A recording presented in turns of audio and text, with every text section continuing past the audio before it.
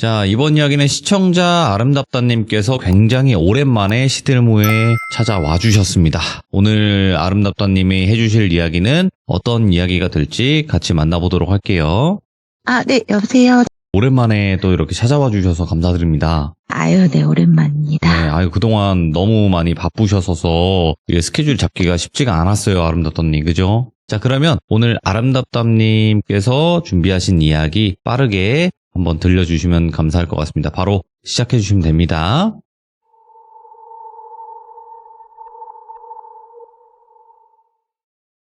저와 인연이 끝났다고 하는 친구가 불쑥 얘기가 튀어나오게 되면서 일이 참 이게 당황스럽기도 하고 무섭기도 하더라고요. 근데 제가 이 일을 시간을 조금 더 두고 알아봐야 돼서 시간이 좀 걸렸었어요. 이게 사건이라고 해야 될지 일이라고 해야 될지, 이제 저희가 고등학교 동창이 있는데 동창이 총 8명이어서 8명이 참 잘 지냈어요. 근데 그 중에 2명이 저희와 손절을 하면서 이제 20대 한 중후반 요 정도에 저희가 관계가 좀 멀어졌어요. 그리고 이제 저희가 50대다 보니까 시간이 벌써 많이 30년 가까이 흘렀잖아요. 그런데 지금 와서 이런 일이 있었다고 라고 하니까 네. 어떻게 대처를 해야 될지 모르겠더라고요. 근데 이게 얘기를 들어보니까 심상치가 않은 거예요. 그리고 그 모든 이야기에서 이제 저희와 아무래도 연관되다 보니까 더 무섭기도 하고, 그래서 이 이야기는 이제 총 8명 중에 ABC라고 하면 제가 헷갈려서 그렇죠. 네네네. 가명으로 한번 해볼게요. 그 중에서 저희와 손절을 한 친구가 선애, 하나는 미정이라고 할게요. 네. 근데 선애가 여기에서 핵심 인물이고 미정이가 이번 일을 저희에게 폭로를 한 친구예요. 네. 근데 이제 얘네들이 저희와 좀 멀어진 일이 저희를 욕할 수도 있어요. 나머지 6명을. 그런데 처음에는 잘 지냈는데 여기에서 좀 제 생각엔 요주 인물이라고 할 수 있는 선애는 학창 시절부터 친구들한테 뭐라 그럴까요? 지금도 그럴지 모르겠는데 애들이 이제 저희 때는 카드가 아니라 돈을 갖고 다니잖아요. 현금. 그러면은 그러니까 뭐 100원부터 50원, 뭐 10원, 500원 할 것 없이 잔돈을 많이 요구했었어요. 말은 빌려달라는 거지만 실질적으로 갚은 거를 저는 잘 못 봤었거든요.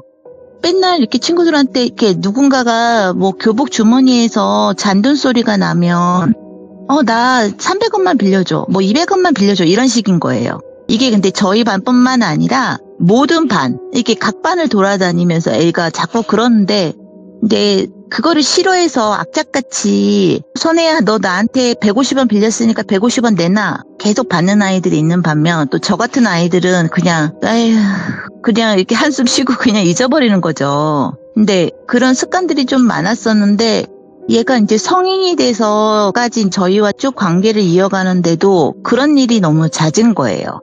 성인이 됐으면 액수가 커지죠. 친구를 가령 만나서 우리가 이제 대학교 다닐 때 커피 한 잔을 마시면 네가 살 때가 있으면 내가 살 때도 있는 거잖아요. 서로가. 그런데 얘는 그게 안 되는 거예요. 그러니까 항상 누구만 사줘야 되고 자기는 베푸는 게 없는 거예요. 그래서 이제 그런 일이 친구들 사이에 자꾸 말이 나오기 시작했어요. 그런 와중에 이제 이 친구가 굉장히 빠른 나이에 결혼을 하게 됐었어요. 근데 저희가 그때는 사회 초년생들이었어요.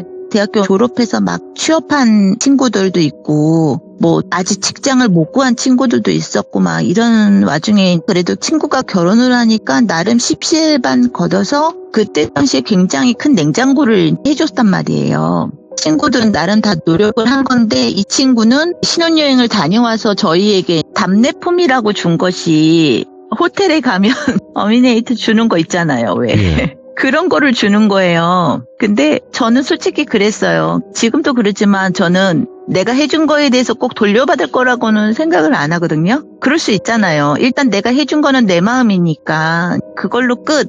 굳이 뭐 못 돌려받아도 그거에 대해서 미련을 갖는 편이 아니고 생각을 안 하기 때문에 그냥 그래 이렇게 했는데 다른 친구들 마음은 또 저와 다를 수 있잖아요. 친구들이 이제 그거에 대한 서운함을 좀 얘기를 했었는데 거기에 선회가 끝났어야 되는데 저도 그 부분에서는 좀 얘가 오바를 한 것이 근데 너네 뭐 봉투는 따로 안 했어? 이렇게 얘기를 하는 거예요. 그러니까 봉투? 무슨 봉투? 그러니까 이제 축의금 뭐 이런 식으로. 그래서 아니 우리 선물을 해줬잖아. 그러니까 그건 그거고 뭐 이런 식으로 얘기를 하는 거죠. 그러니까 이 친구들이 그때부터 좀 많이 의견이 갈리게 됐어요. 네. 근데 이제 선혜한테는 항상 그 8명 중에서 단짝처럼 붙어 있는 미정이가 있죠. 근데 이 미정이는 선혜랑 어렸을 때부터 친구였대요. 네. 그래서 학창 시절에도 돌이켜보면 미정이는 선혜의 꼭 하녀 같았어요. 느낌은. 제가 느끼기에도. 예. 항상 선혜가 뭘 하면 맞아 다 선혜 편. 그리고 선혜가 뭐 화장실에 가면 문 밖에서 기다리고 있는 거예요. 오. 그리고 선혜랑 미정이랑 같은 반이 안 됐을 때도 점심시간이 되면 선혜를 찾아와서 도시락을 열어주고 자기 반찬을 내어주고 옆에서 이렇게 시중을 드는 것 같이 보이는. 그래서 저는 그런 생각을 좀 솔직히 갖고 있었는데 그게 성인이 돼서도 쭉 이어졌고 여전히 항상 늘 선혜한테는 미정이가 옆에 있었으니까 그리고 항상 미정이가 편을 들어줬으니까 어떠한 갈등이 생기게 되면 우리는 이제 6대2로 이렇게 갈리는 거예요.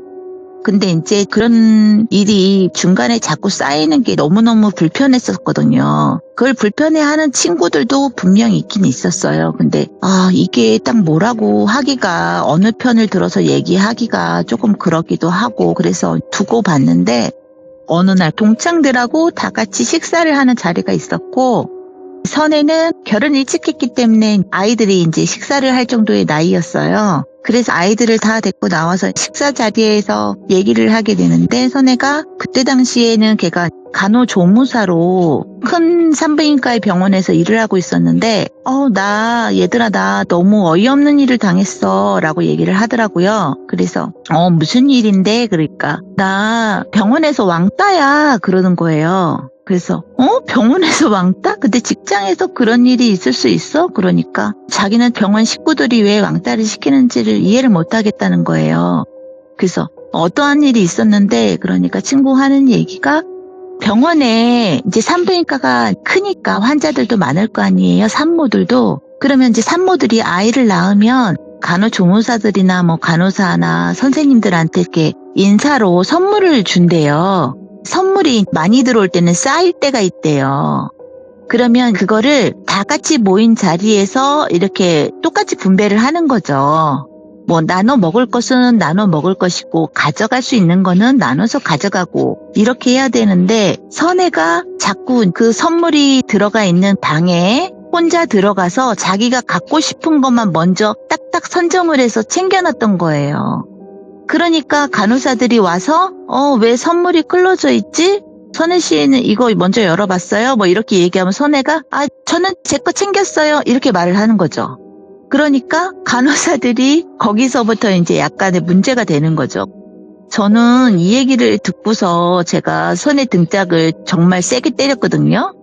저는 정말 이해할 수 없는 부분이었어요. 그 부분은 선혜를. 그 얘기를 하는 게 너무 황당하기도 하고 얘가 지금 30대 초반이 맞나? 이런 생각이 들더라고요. 그래서 아니 선혜야 그거는 너가 굉장히 잘못 생각하는 것 같아 그랬어요. 근데 저는 걔 성격을 미루어 보아 이제까지 좀 그 아이의 행실을 봤을 때 왕따가 조금 제 성격이라면 일어날 수도 있겠구나라는 생각은 짐작하고 있었지만 그래도 친구기에 좀 편을 들어주려고 했는데 그 얘기를 듣는 순간은 정말 못 참겠더라고요. 그러면 안 되지. 선물이 너한테만 들어온 게 아니잖아, 개인적으로. 그러면은 너도 기다렸다가 같이 나눠야지. 어떻게 너 갖고 싶은 것만 먼저 쏙쏙 챙겨갖고 네 가방에 챙겨 넣어. 그거는 아니지. 그랬어요. 그러니까 선혜는 굉장히 서운해하더라고요, 저한테.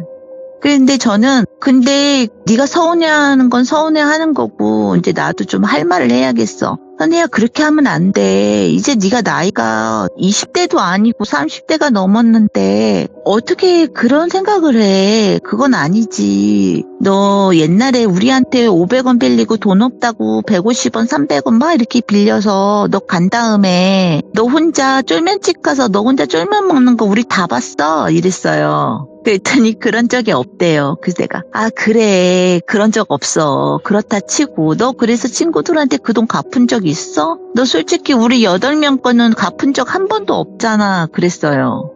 그러니까 이래요. 굉장히 기억이 안 난다는 식으로. 그래서 너 사실 그랬어. 너 내가 지금이니까 10년도 더 넘었으니까 얘기하는 소리야. 그랬어요. 근데 그렇게 생각하지 말라고. 그거 너가 잘못한 거라고. 나는 네가 그거를 나는 잘못이 없는데 저 사람들이 나를 왕따를 시켜. 그 사람들은 나쁜 사람들이라고 생각하는 것 자체가 나는 이해가 안 간다고 그랬거든요. 이제 그 자리에서 그 얘기를 하면서 다른 친구들도 이제 본물이 터져서 선혜야, 너 결혼식 할 땐 우리가 진짜 뭐 사회초년생에다가 직장도 못 구한 애들도 있었는데 그래도 7명이서 돈 알뜰하게 걷어서 너 냉장고 100만 원도 없는 거 해줬잖아. 이렇게 얘기를 했어요. 네. 그런데 선혜는 저희 결혼식에 온 적도 없어요. 그 나머지 친구들의 결혼식에 온 적도 없고 선물을 받은 친구가 2명이 있는데 그 중에 1명은 전데 저는 왜 보험사에서 주는 비닐팩 있죠. 옛날에는 보험을 들어주면 뭐 이렇게 선물이라고 해서 알뜰 비닐팩, 고무장갑 뭐 이런 거 많이 이렇게 무슨 선물꾸러미처럼 네. 쇼핑백이 주는 그런 일이 많았었어요. 보험 설계사분들이. 그러니까 선혜가 그런 거를 병원에서 모았다가 갖다 준 적이 있어요. 결혼 선물로. 그리고 또 1명은 냄비를 받았는데 그것도 이제 무슨 사은품처럼 받은 냄비여가지고 이게 이제 사은품이다라고 박스에 써 있는 거를 받은 적이 있었거든요. 근데 그 누구도 그 나머지 7명 중에서 미정이를 제외하고 6명도 선혜가 저희 결혼식에 안 온 거에 대해서 한 번도 서운하다고 얘기를 한 적이 없어요. 그냥 너는 일이 있었지. 그냥 이렇게 했는데 넘어가 줬는데 그날 그 모임에서 그 얘기가 나오면서 막 터진 거예요. 근데 선혜는 그게 너무너무 이제 기분이 나빴겠죠. 서운하고. 그럴 수도 있다고 생각해요. 근데 저는 그래도 한 번쯤은 너도 좀 알 건 알아야지. 저는 좀 이 생각이 있었거든요. 솔직히. 그러면서 그 자리에서 이제 헤어지게 됐는데 그다음부터 이제 선혜가 연락이 없더라고요. 근데 항상 걔 옆에는 미정이가 있으니까 우리는 그냥 뭐 미정이가 있으니까 그리고 중간에 미정이가 우리 소식을 또 선혜한테 전할 수 있는 거잖아요. 그러니까 그러겠지. 그리고 솔직히 연락을 안 했어요. 그리고 조금 서먹하다가 연락을 하겠지라고 생각했는데 뭐 미정이 편에 들려오는 얘기는 선혜가 굉장히 많이 서운해서 뭐 우리를 다시 안 보겠다고 했다. 뭐 이렇게 얘기를 하더라고요. 그래서 그래 알았어 뭐 걔 마음이 그렇다면. 근데 저는 선혜한테 사과하고 선혜를 다시 뭐 이렇게 좀 다시 감싸주고 뭐 이렇게 해줄 마음이 없었어요. 솔직히. 그래서 그런 관계로 이제 연락이 끊겼던 거예요. 네. 미정이도 서서히 연락이 끊기게 돼요. 그런데 미정이가 이번에 저희에게 연락이 와서 막 굉장히 격양되고 흥분하고 막 울부짖는 소리로 너무 무섭다는 거예요. 근데 이게 전화기로도 목소리가 엄청 많이 이렇게 막 떨리면서 그랬다는 걸 느낄 수 있었어요. 그래서 진정해 그랬어요. 무슨 말인지 하나도 못 알아듣겠어. 진정해. 왜 소리를 질러? 그랬더니 첫 마디가 뭐였냐면 나 여기서 못 살 것 같아. 막 이래요. 그래서 저는 누구한테 맞았나 그랬어요. 왜 요즘에 묻지마 폭행 뭐 그런 사람들 있잖아요. 네. 그래서 너 왜? 그랬더니 뭐라고 중간에 하는데 막 너무 격양되고 이게 흥분하니까 발음을 깨져서 못 알아듣겠는 거예요. 그래서 왜 그래? 차분히 얘기를 좀 하라고 이제 진정을 계속 시켰는데 꺼이꺼이 울면서 너무 무섭다는 거예요. 자기는 언제 죽어도 죽을 것 같다는 거예요. 그러니까 금방 죽을 것 같다는 거예요. 그래서 왜 죽어? 무슨 일이야? 너 뭐 어디 아파? 막 그러니까 아니 그게 아니라 나 선혜한테 죽을 것 같다는 거예요. 그래서 선혜한테? 선혜가 왜? 선혜가 그걸 왜 죽여? 이제 저도 너무 놀래가지고 그랬더니 하는 말이 너네들은 아무것도 몰라. 선혜가 얼마나 무서운 애인지 그러더라고요. 그래서 근데 미정아 이렇게 얘기하면 나는 하나도 모르겠어 라고 얘기를 했어요. 그래서 이제 좀 차분히 얘기 좀 해줘 라고 했더니 한참을 꿀떡꿀떡 거리다가 네. 선혜가 하는 행동 중에서 잘 생각해 보래요. 고등학교 때 선혜가 취미가 뭐였지 그러더라고요. 그래서 가만히 생각해 보니까 취미 모르겠는데 그랬더니 아니야 걔 뭐 수집하잖아 이러는 거예요. 그래서 뭘 수집했지?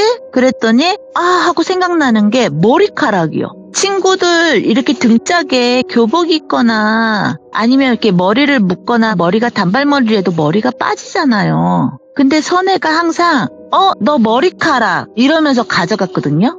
그거를 버린다고 저는 생각을 했었어요. 근데 선혜가 머리카락을 모았대요. 이제까지. 그래서 그래? 아니 그러면은 선혜는 우리가 고등학교 때 만났으니까 고등학교 때부터 머리카락을 모았다는 거야? 그랬어요. 그러니까 이제 머리카락을 모았고 그 다음에 저희가 많이 쓰는 게 필기도구나 뭐 학용품이잖아요. 그 중에서 작은 건데 얘가 가장 많이 주로 쓰는 거 그런 거를 학교에서 잊어버린 적이 많아요 애들이. 그런데 그게 다 선혜 짓이었다고 하더라고요. 근데 그 일을 도운 건 미정이 본인이었대요. 그래서 그래 알았어. 그럼 걔는 취미가 머리카락 수집이고 남의 학용품을 훔치는 게 취미였구나 그랬어요. 근데 그거를 수집했던 이유는 양밥 저주? 그거를 하기 위한 용도였다는 거예요. 그래서 저는 이게 무슨 말도 안 되는 소리야 라고 얘기하니까 미정이가 저한테 양밥할 때 왜 상대에 뭐를 넣어야 된다 뭐 이런 거 있잖아요. 아, 맞아요. 그러니까 이제 그거를 하기 위해서 가져갔던 거래요. 선혜는.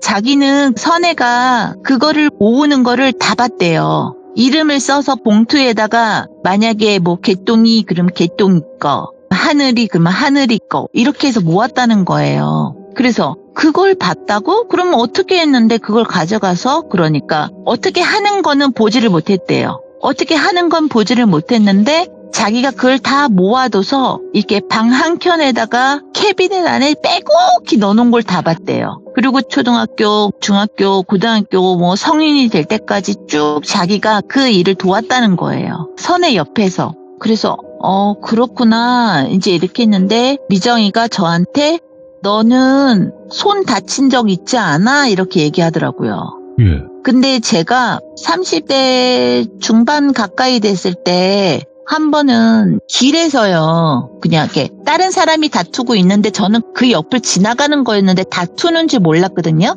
그 사람들이 다투고 있다고 생각을 안 하고 저는 그냥 전화 통화를 하면서 지나가고 있었어요. 지나가고 있는 와중에 그 사람이 휘두른 칼에 제가 살짝 비었어요. 그러니까 아무 생각이 없이 그냥 지나가다가 했는데 근데 저는 살짝 비었다고 하고서 하고서 이제 잠깐 손을 보고 있는데 피가 뚝뚝뚝뚝 떨어지니까 그냥 그렇게 생각했는데 이게 나중에 보니까 칼 끝이 엄지손가락을 따라서 엄지손가락 맨 위에 마디와 손목 사이에 이렇게 칼이 조금 끝에가 박혀 있더라고요. 그래서 이제 제가 한 번은 엄지를 못 쓸 뻔했거든요. 순간적으로 그렇게 했을 때는 하고 말았는데 이게 병원에 갔더니 그게 깊숙이 칼끝이 박혀 있더라고요.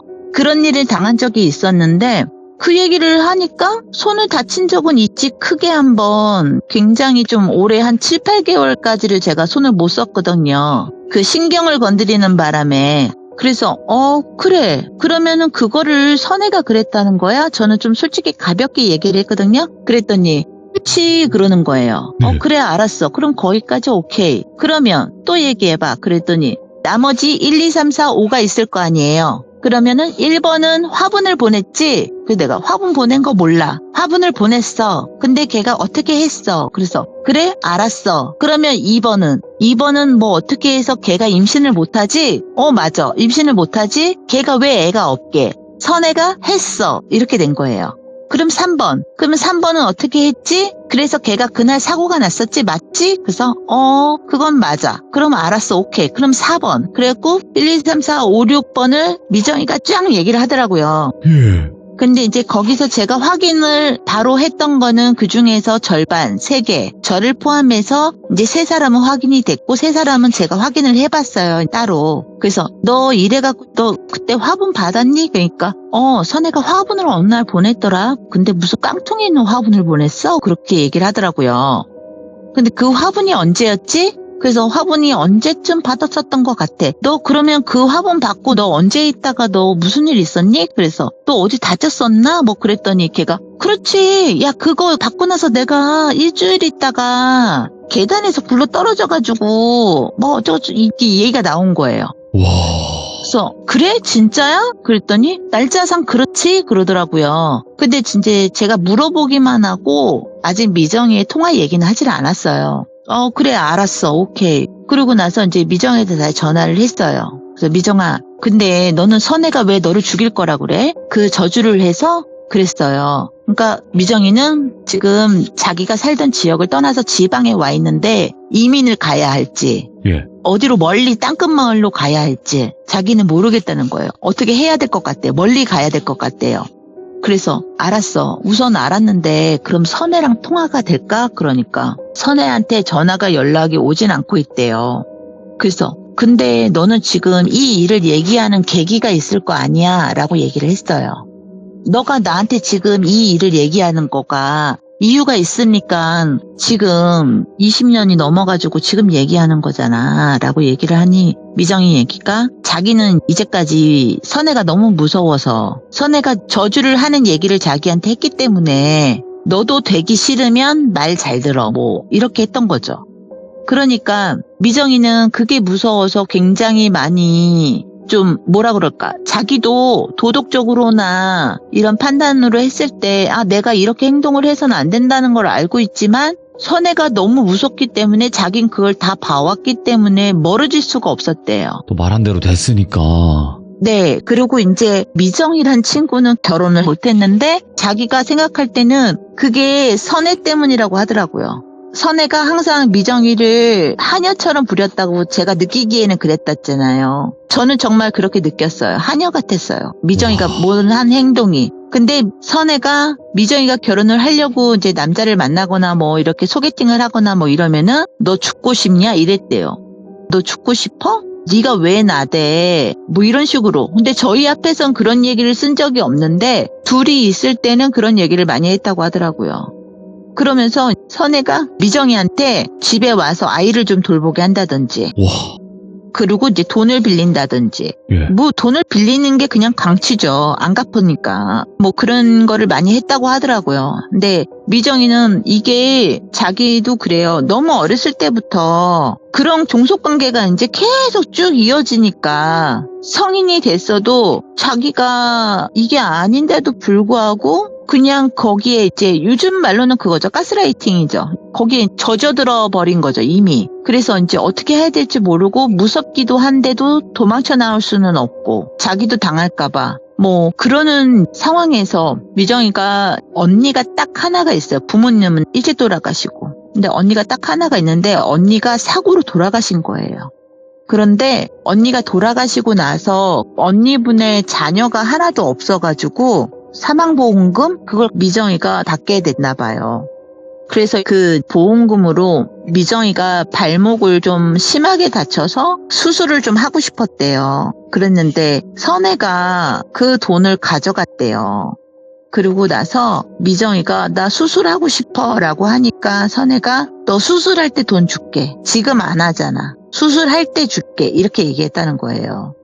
그러고 났는데 미정이가 나이가 이제 막 40이 넘고 이렇게 되면서 이제 자기가 결혼을 해도 아기를 낳을 수도 없고 이러는 와중에 네. 우연히 남자를 소개를 받아가지고 만나게 됐는데 너무 좋으신 분 같았대요. 그리고 세상에 자기한테 이렇게 밥 먹을 때 앞에 수저 넣어주고 물컵 놔주고 뭐 이러는 모습에 자기가 눈물이 났대요. 자기를 위해서 그 남자가 이렇게 해주는 거에. 그러면서 자기랑 걸을 때도 항상 이렇게 안쪽으로 걷게 해주면서 무거운 짐을 들으려고 해도 아우 안 돼요. 미정씨 제가 들어줄게요. 아우 미정씨 힘들어요. 막 이렇게 하면서 배려해주는 그런 모습?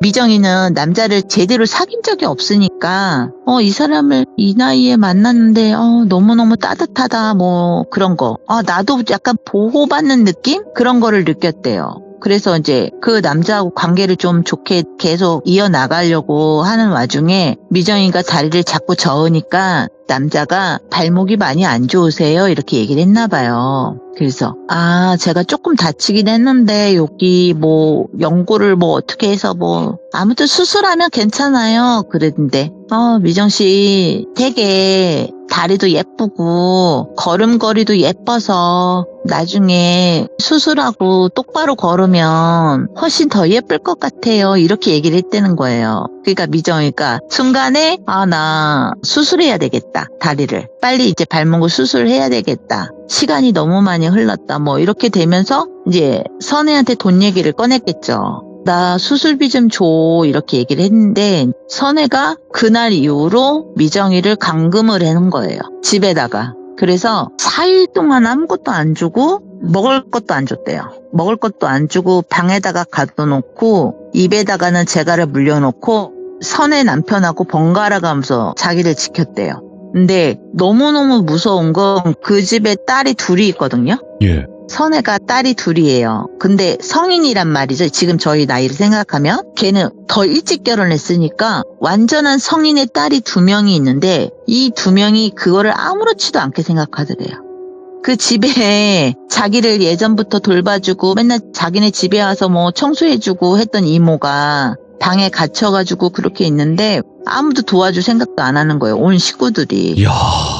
근데 미정이가 그 학습지 선생님이신가? 길 가다가 우연히 만난 학습지 선생님하고 굉장히 이렇게 좀 친하게 됐었대요. 자기 동네에서. 아무런 연관도 없지만 그냥 이렇게 얘기 나누면서 왜 통하는 사람들 있잖아요. 그래서 이제 그 사람은 굉장히 친하게 돼서 하루에 그 남자 말고도 그 학습지 선생님 하시는 분하고 막 카톡을 농담으로 주고받는 게 하루에 막 40번, 50번 이렇게 할 정도로 굉장히 많이 하는데 연락이 없으니까 예. 그분이 이제 카톡을 안 하고 전화를 계속 하셨나 봐요. 근데 전화를 못 받는 상황이잖아요. 그러니까 그분이 이제 집에 가서 신고를 하셨나 봐요. 미정이는 혼자 사니까. 예. 혼자 사는데 연락이 안 되니까. 근데 이럴 사람이 아니니까 뭐 여차여차해서 연락이 되고 이제 미정이를 추적하다 보니 이 집에 들어갔고 뭐 이제 그것까지도 다 밝혀져서 미정이는 나왔는데 미정이는 너무 무서워서 선혜가 나를 감금했어요라는 말을 못 하는 거예요. 경찰한테. 와, 예. 그냥 이 집에 일이 있어서 제가 그냥 여기 있었어요. 뭐 이렇게 한 거예요. 네. 그러니까 일단 경찰은 지금 뭐 어린 나이도 아니고 성인인데다가 나이도 많으신 분이니까 그렇게 그냥 끝난 거죠. 네. 근데 집에서 탈출은 할 수 있었잖아요. 그렇죠. 집에서 탈출은 할 수 있었는데 선혜가 그랬대요. 전화로. 너 허튼 수작 부리면 알지? 그랬대요. 근데 그 한마디가 미정이를 그냥 가둬버린 거예요. 그러니까 미정이는 돈이고 뭐건 간에 내가 지금 이렇게 한 것만으로도 선혜한테 굉장히 큰 잘못을 저질렀어. 그러니 선혜는 가만두지 않을 거라는 혼자 겁을 이제 먹게 된 거죠. 예. 그래서 일단 집을 놔두고 짐을 다 챙겨서 나왔는데 처음에 간 곳이 점집이었대요. 점집에 가서 일단 자기가 선혜가 자기한테 저주를 하면 저주를 막을 수 있을까? 그거를 먼저 알아본 거예요, 미정이가. 예. 그럴만하네. 너무 예. 무서우니까 그럴만하죠. 그랬는데 이 점집에서 하는 얘기가 이제 이 무당분이 어떤 방법을 했는지 그래서 그 무당분이 아니 근데 그 선혜라는 분이 무당이에요 이렇게 얘기를 했대요. 그래서 아니 무당은 아니에요. 그러니까 근데 무당이 아닌데 어떻게 알아? 어떻게 했어 그거를? 그게 뭐 아무나 되는 게 아닌데 이렇게 얘기를 했대요. 미정이가 머리카락을 알잖아요. 그래서 머리카락 가지고 하는 것 같다. 얘가 머리카락을 항상 모은다. 그 누구의 머리카락인지 모르는데 그 봉투가 큰 캐비넷 안에 아주 빼곡히 있다. 이렇게 얘기를 했대요. 그러니까 그 무당이 아니 머리카락만 가지고 뭘 어떻게 했는지 방법을 모르겠는데 걱정하지 말아라. 근데 죽일 수 있는 방법은 아니다. 그것만 가지고 얘가 무당도 아니고 뭐 할 줄도 모르는데 그냥 자기의 그 강한 염원? 뭐 그런 것만으로 이게 그렇게 사람을 죽일 수 있는 게 아니다. 그러니까 너무 겁을 먹지 말아라 라고 했는데 미정이는 그게 아니었던 거예요. 그래서 예. 이제 미정이는 내가 어느 순간에 죽을 수도 있겠구나 라고 생각을 하고 이제 저희한테 알려줘야겠다 생각을 했대요. 내가 죽기 전에 고해성사를 해야 되겠다라는 생각이었대요, 솔직히. 그런 얘기를 하게 되면서 일단 그러면 너는 어떻게 하겠냐 그랬더니 일단은 절에서 숨어 있대요. 스님한테도 다 얘기를 해서 자기가 일단 절에는 숨어 있대요. 그래서 스님이 자기를 안심시켜 줬대요. 절에 숨어 있었다는 얘기가 나오고 이제 제가 미정이하고 얘기를 하고 있는데 그 미정이하고 선혜의 과거가 있더라고요. 이거를 얘기를 하자면 미정이네 아빠는 원래 교회 목사셨대요. 네. 선혜의 엄마는 그 당시에도 이혼하고 선혜하고 선혜 여동생하고 데리고 살고 계셨대요. 근데 선혜의 어머니가 청각 장애인이셨다고 하더라고요. 그래서 미정이네 교회에서 많은 도움을 받았대요. 생활 지원이라든지 뭐 기타 등등의 지원을 교회에서 많이 해주셔가지고 굉장히 관계가 좋았었대요. 그런데 선의 어머니가 청각 장애인이신데 신병이 오신 거예요. 그래서 굉장히 그 일로 많이 고통을 받았는데 결국은 이제 뭐 목사님이 아무리 기도를 해주고 뭐 이렇게 해도 차도가 없었고 어쩔 수 없이 내린 곳을 받아야 되겠다 해서 내린 곳을 받았는데 그 후에 굉장히 이 어머니가 많이 변하셨다고 하더라고요. 그 성격이라든지 이게 많이 변하셔가지고 뭐 동네 분들이 그냥 지나가다가 다른 사람하고 얘기하면서 찡긋거린 건데도 달려가서 때리고 그랬대요. 너 왜 나한테 찡긋거려? 막 이러면서. 그러니까 그 성격이 그런 분이 아니셨는데 오히려 내린 곳을 받고 나서 이제 그 길로 가시면서 그렇게 변하셨대요. 그래서 동네 사람들이 다 무서워했었대요. 근데 목사님이 이제 워낙 좋은 관계를 유지하다가 들리는 얘기가 너무 안 좋으니까 목사님인데도 불구하고 그 신당을 찾아가서 선의 어머님을 보면서 왜 그러냐, 왜 요즘에 자꾸 동네 사람들하고 싸우냐, 이제 막 이렇게 타일르셨나 봐요. 얘기를 이렇게 좋게 하시려고 막 이렇게 했는데 선의 엄마는 오히려 더 화를 내면서 모든 원흉은 너다. 너 때문에 내가 모든 일이 안 된다. 막 이렇게 얘기를 하셨대요. 그래도 미정이 아버지는 계속 끝까지 한번 힘을 쓰시려고 했는데 이제 나중에는 만남 자체를 거부를 했고 선의 엄마는 계속 그러고 있는데 이게 청각 장애인이시다 보니까 점사를 보러 가면 말을 통역을 해줄 사람이 없잖아요. 말을 하셔야 되고 들으셔야 되는데 이게 안 되는 거잖아요. 그래서 그 역할을 했던 게 선혜의 동생이었대요. 선혜의 동생이 그 어린아이가 학교도 가지 않고 엄마 옆에서 뭐 손님이 와가지고 얘기를 하면 수화로 엄마한테 전달을 하고 엄마가 수화로 말을 해주면 동생이 이제 말로써 손님한테 얘기를 해주는 역할을 했던 거예요. 어린 동생이. 그래서 학교를 못 다녔다고 하더라고요. 저희는 선의 동생이 있다고는 들은 것 같은데 뭐 만난 적도 없었거든요. 근데 계속 그 역할을 동생이 했었대요. 그런데 선의 엄마가 이제 그 일을 그렇게 하면서 굉장히 좀 돈을 많이 벌었다고 하더라고요. 신당이 굉장히 잘 됐었나 봐요. 점사도 잘 봐주고.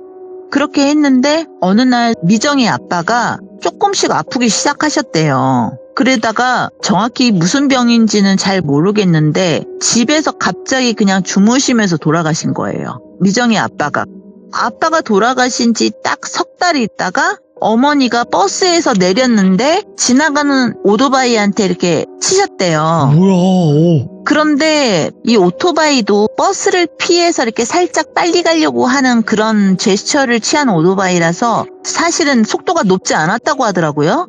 그런데도 불구하고 어머니는 그 자리에서 또 즉사를 하셨어요. 그러니까 미정이가 그냥 졸지에 엄마 아빠를 다 잃은 천의 고아가 된 거예요. 언니하고 둘이만 남은 거죠. 그래서 엄마 아빠 다 돌아가시고 이제 큰 집으로 가려고 했대요. 그랬는데 선의 엄마가 장례식장에 이렇게 오셔가지고 나는 미정이 부모님한테 굉장히 은혜를 많이 받고 산 사람이다. 그래서 내가 이 아이들을 잘 거둬주겠다. 이렇게 했대요. 근데 또 그렇잖아요. 솔직히 기독교 집안에서 무당이 데려가서 잘 거둬주겠다고 하니 이제 큰 집에서는 안 된다 이렇게 했나 봐요. 근데 언니도 졸업을 앞두고 있었고 이제 미정이도 초등학교 졸업을 앞두고 있고 이런 와중이니까 그러면 학교 졸업할 때까지만 여기서 있겠다 이렇게 했나 봐요. 그런 거를 조금 감안해서 선의 엄마가 미정이 집을 왔다 갔다 해주면서 식사도 챙겨주고 또 굉장히 잘해주셨다고 하더라고요. 그러면서 뭐 큰아버지도 왔다 가시고 큰엄마도 왔다 가시고 그렇게 하면서 근데 그 생활이 한 4, 5개월 정도 됐었는데 그 집을 좀 떠나기가 싫었대요. 엄마 아빠랑 계속 살던 집에서 떠나기가 싫고 이런 것도 있었고 언니가 중학교를 졸업하고 고등학교를 가니까 언니가 이제 집안 살림을 어느 정도 좀 이렇게 할 수도 있고 동생 뭐 밥도 챙겨줄 수 있고 이런 정도까지 이르렀는데 그러니까 이제 큰 집에 가면 멀리 지방으로 가게 되니까 언니랑 둘이 같이 이제 큰아버지한테 선의 어머니도 옆에 있으니까 여기서 살면서 이렇게 지내고 싶다. 그러니까 큰아버지도 그러면은 너네 이렇게 하고 우리가 지금처럼 왔다 갔다 하면서 이렇게 지내자라고 했대요. 그러면서 미정이랑 선혜와의 관계가 그때부터 더 많이 가까워진 거예요. 이제 잘 지내고 이렇게 있었는데 근데 선혜 어머니가 점사를 보니까 양밥을 해달라고 하는 사람들이 또 있을 거 아니에요. 그런 사람들이 나타나기 시작을 했었고 선혜 엄마는 처음에는 거절을 했다고 하더라고요. 근데 그게 돈 앞에서 이제 유혹이 되는 거죠.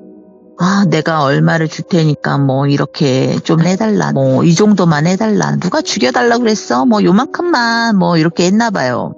그러면 그거를 하지 말았어야 되는데 선의 어머니가 그거를 하는 순간에 이제 그게 소문이 나기 시작하는 거죠. 그러면서 선의 엄마는 그냥 저주 양밥을 해주는 무당으로 약간 돌아섰게 됐다고 하더라고요. 그러면서 문제는 동생이 그걸 계속 보고 있잖아요. 네. 엄마의 모든 거를 이제 동생이 다 통역을 해주는 거니까. 그랬는데 선의 엄마가 그거를 해갖고 굉장히 더 큰 많은 돈을 벌게 되고 그냥 이렇게 다 쓰러져가는 집에서 아파트로 막 이사를 가게 될 정도로 순식간에 그렇게 돈을 벌고 또 선의 엄마가 막 굉장히 유명하다고 그래서 방송에도 나갔다고 하는데 저는 그걸 보지 못했고 아무튼 뭐 그럴 정도까지 갔대요. 굉장히 잘해서. 근데 이게 사실은 나쁜 걸로 굉장히 돈을 버신 거잖아요. 그렇죠. 나쁜 것을 해서 돈을 버셨는데도 불구하고 막 이게 점사를 잘 본다. 뭐 이런 걸로 해서 많이 유명해졌다고 하더라고요. 그런데 선의 엄마가 알고 계셨나 봐요. 이제 자기가 이런 짓을 하면 안 된다는 걸. 근데 어쩔 수 없이 이미 빠져버린 거잖아요. 그래서 여동생한테 그랬대요. 너는 그러니까 엄마가 만약에 어느 날 갑자기 죽게 되면 양밥에 쓰는 뭐 재료라든지 부적이라든지 이런 거 있을 거 아니에요. 이거는 뭐 어떻게 엄마랑 같이 이렇게 해서 태우고 이건 어떻게 하고 이건 뭐 어떻게 해야 되고 뭐 이런 거를 얘기하더래요. 네. 그랬는데 동생이 아니요 엄마 왜 그런 말을 해 무섭게 그랬겠죠. 근데 엄마는 그래도 좀 제가 생각할 때도 짐작을 하고 있지 않으셨을까. 내가 이런 죄를 지으면 안 되는데 죄를 많이 지었다라는 생각을 하지 않으셨을까. 그리고 나서 선의 어머니가 정말 돌아가셨대요. 어느 날 갑자기. 예.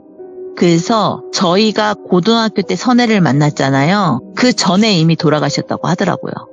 그리고 이제 저희를 만난 거예요. 근데 이 선혜의 동생이 그 양밥일을 하고 있었던 거예요. 계속. 그러니까 얘는 학교를 다닌 적이 없어요.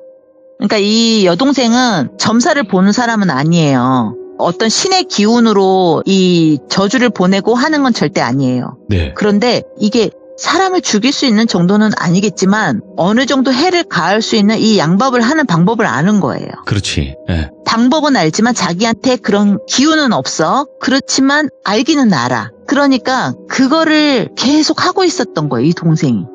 그러니까 선혜가 머리카락을 모으고 다른 사람이 먹었던 종이컵도 갖다 놓고 뭐 쓰던 화장품 뭐 이런 것도 몰래 자기가 다 수집을 해서 예. 자기가 마음에 안 들거나 뭐 이러면 이제 동생한테 그걸 시켰던 거예요. 저주를 하도록 그렇게 시켰었던 거예요. 그러니까 이 동생이 계속 하고 있었던 거예요. 선혜가 한 건 아니고 동생이 했던 거죠. 그 옆에서. 이제 그 행동을 계속 해서 가지고 너무너무 신기하게 저도 그렇고 그래서 근데 내가 손 다친 걸 어떻게 알아? 손이라는 거를 딱 특징해서 얘기했으니까요. 그랬는데 사진이 있잖아요. 중고등학교 때 사진. 예. 근데 사진을 제가 좀 잘 안 찍는 편이었거든요. 사진을 안 찍었는데 이제 선혜가 어느 날 사진을 한번 찾아봐야겠다 이랬대요. 제 사진을. 네. 근데 제 사진이 없는 거예요. 정면으로 나오거나 뭐 이렇게 한 게. 근데 어깨 동무를 하고 그 옆에 팔짱을 낀 그 사진을 딱 보는데 손목 시계가 딱 제가 차는 시계인 거예요. 그래서 걔가 이거밖에 없네 그랬다는 거예요. 그래서 그것만 딱 뽑아서 선혜가 가져갔대요. 그래서 자기는 알았대요.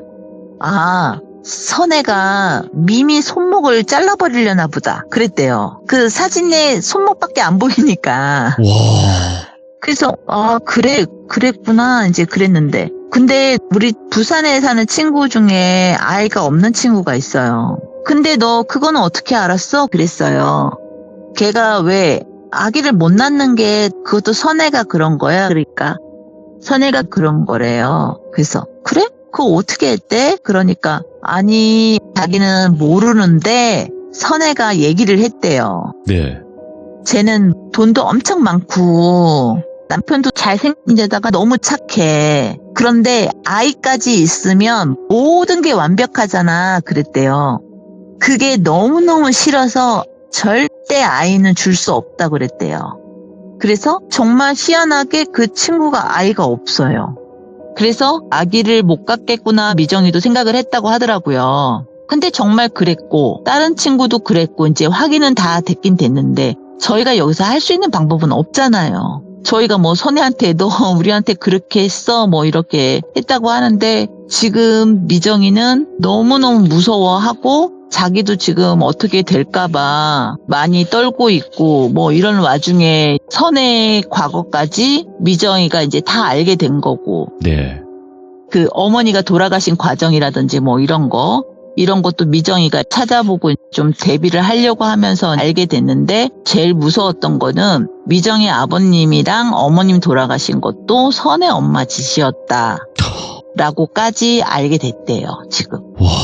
그래서 선혜 엄마는 왜 그러셨는지를 모르겠는데 그렇게 잘해주고 하셨는데 왜 그랬을까? 걔네 부모님까지 그랬을까는 저도 정말 의문이거든요.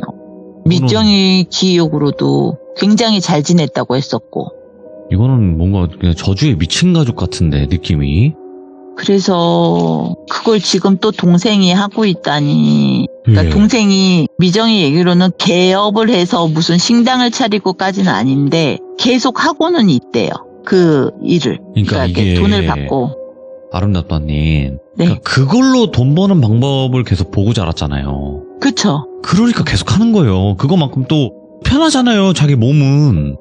죄책감만 없다면. 근데 글쎄요. 저는 선의 동생이 그걸 계속 했기 때문에 죄책감이 없을 것 같아요. 그걸 아예 그런 죄책감이라는 거를 생각할 수 없을 것 같아요. 그러니까요. 계속 그걸 보고 예. 자랐기 때문에. 근데 엄마가 어느 날 갑자기 그렇게 되신 거에 대한 그 언지를 줬다고 했잖아요. 네. 그런데도 하고 있는 거 보면 그런 건 아예 머리에 없는 사람이 아닐까 싶어요. 지금 근데 생각해보면. 그거 나중에 다 돌려받게 되어 있는데 그걸 모르고 하죠. 대부분 사람들은. 그쵸. 왜 사람의 말에도 힘이 있다고 하잖아요. 그래서 언력이 나쁜 말이 있죠. 자꾸 예. 내뱉으면 그 말이 이루어져서 안 좋다. 그래서 말을 항상 조심해야 된다 하는데 말도 무서운데 그거를 그런 식으로 그렇게 했다는 거는 그래서 선의 동생도 지금 뭐 결혼 안 하고 혼자인 상태인데 이제 계속 그 일을 하고 있다고 하니까 미정이한테 지금 해를 가할까 안 가할까가 사실 저도 무서워요. 그러니까요. 저도 그리고 걱정이긴 해요. 봐봐요. 이거 진짜 냉정하게 말씀드리면 경찰에 뭐 신고하라고 하시는 분들 있었어요. 근데 경찰에 가서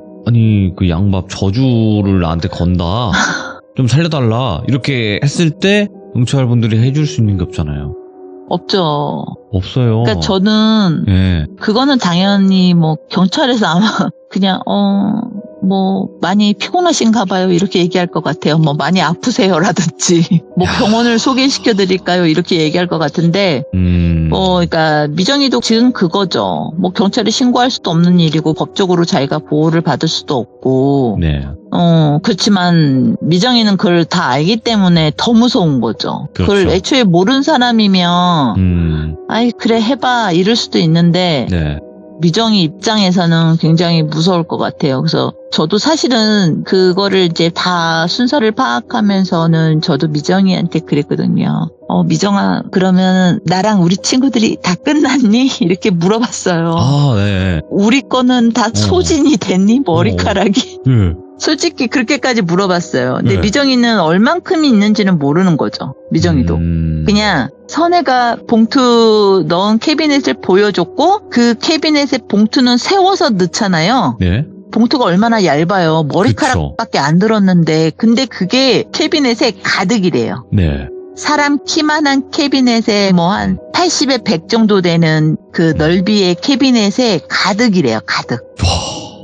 제가 중요한 걸 빼먹었어요. 선혜가 병원에서 딸이 당하고 분위기가 안 좋았다고 했잖아요. 네.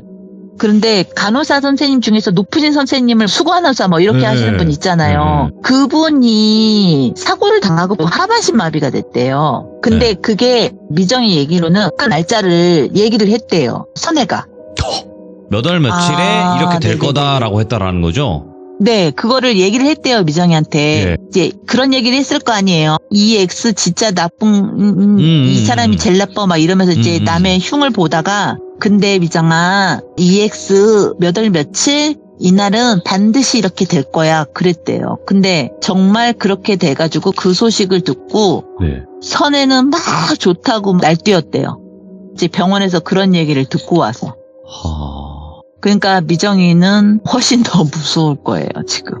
뭐 저희한테는 그 후로는 뭐 저도 아직 해를 더 당한 건 없는 것 같고 지금의 저희는 이제 미정이가 가장 관건이에요. 어떤 해결이 난 게 아니고 해결을 볼 수 없는 문제이기 때문에 저희도 미정이가 제일 걱정이고 그런 상황입니다. 일단은 뭐 현재 진행형이라는 게 더 무섭고 그리고 오늘 아름답다님께서 이런 이야기를 들려주셔서 너무나 놀라웠어요. 진짜 너무너무 감사드리고 다음번에 또 다른 이야기로 꼭 찾아와 주세요. 너무 감사합니다.